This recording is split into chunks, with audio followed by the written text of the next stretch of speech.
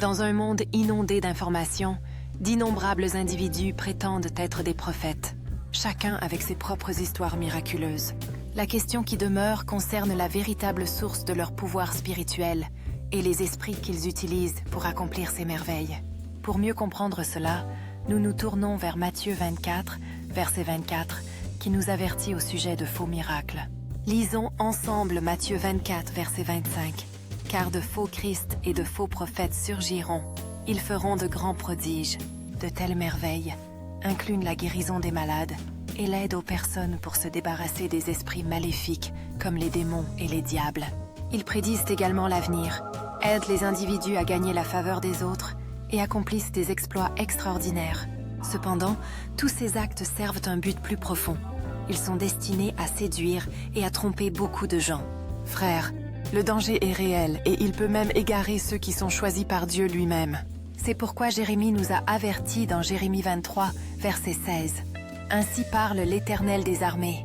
N'écoutez pas les paroles des prophètes qui vous prophétisent. » Il continua. « Ils vous mènent au néant et parlent des visions de leur propre cœur, non pas de la bouche du Seigneur. » Jérémie a souligné que ces prophètes courent avec des messages qu'ils n'ont pas été envoyés à délivrer. Dans Jérémie 23, verset 25, il se lamentait davantage. « J'ai entendu les prophètes qui prophétisent des mensonges en mon nom. Ils disent « J'ai rêvé, j'ai rêvé. » Et il a demandé « Combien de temps cela continuera-t-il parmi ces faux prophètes qui prophétisent des illusions venant de leurs propres pensées ?»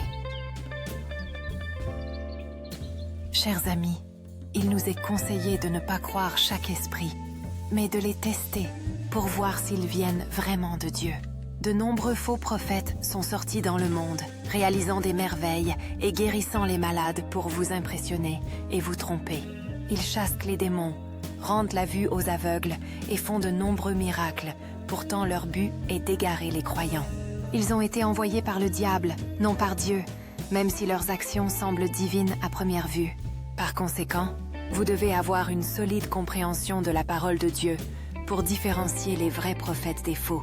La parole de Dieu est comme une lumière guide, illuminant notre chemin dans ce monde sombre, rempli de mensonges, d'illusions et de tromperies. Prie toujours Dieu chaque jour, en lui demandant de t'aider à comprendre sa parole plus clairement. Priez aussi pour l'onction du Saint-Esprit, afin que vous puissiez interpréter correctement les messages de Dieu et éviter la tromperie. Une façon efficace de reconnaître les vrais prophètes des faux est de regarder leurs fruits, comme Jésus l'enseigne dans Matthieu 7, 15, 20. Jésus nous avertit « Méfiez-vous des faux prophètes, qui viennent à vous en vêtements de brebis, mais qui, au-dedans, sont des loups ravisseurs. » Il continue « Vous les reconnaîtrez à leurs fruits, indiquant que leurs actes révèlent leur vraie nature. » Pour mieux comprendre cela, posez-vous 2 questions. À qui Jésus fait-il référence et quels sont ses fruits?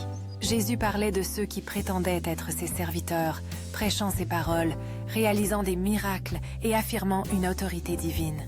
Les fruits auxquels il fait référence sont classés en 2 catégories, les bons fruits et les mauvais fruits.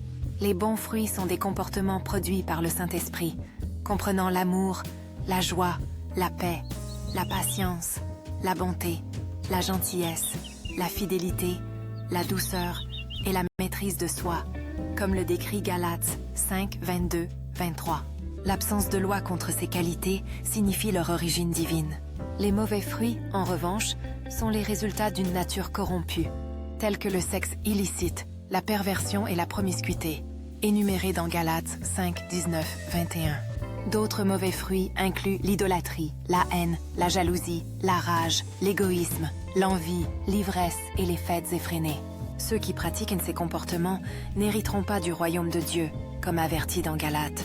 Il est crucial de rester vigilant, car de faux prophètes se déguisent souvent en véritables serviteurs de Dieu.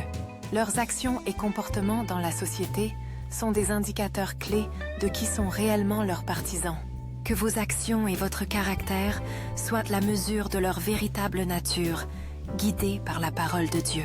La prière est vitale. Demandez à Dieu de vous donner amour, sagesse et discernement pour voir au-delà de la tromperie. En reconnaissant leurs fruits, vous pouvez éviter d'être induit en erreur par les apparences et les miracles seuls.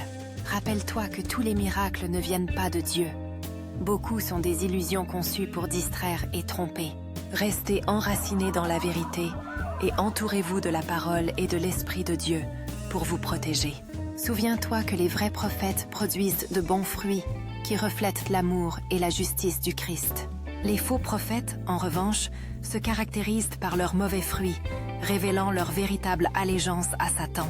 Gardez les yeux ouverts et ne vous laissez pas influencer uniquement par des spectacles spectaculaires ou des signes extérieurs. Que l'évidence de leurs fruits soit votre guide et testez toujours les esprits selon 1 Jean 4:1.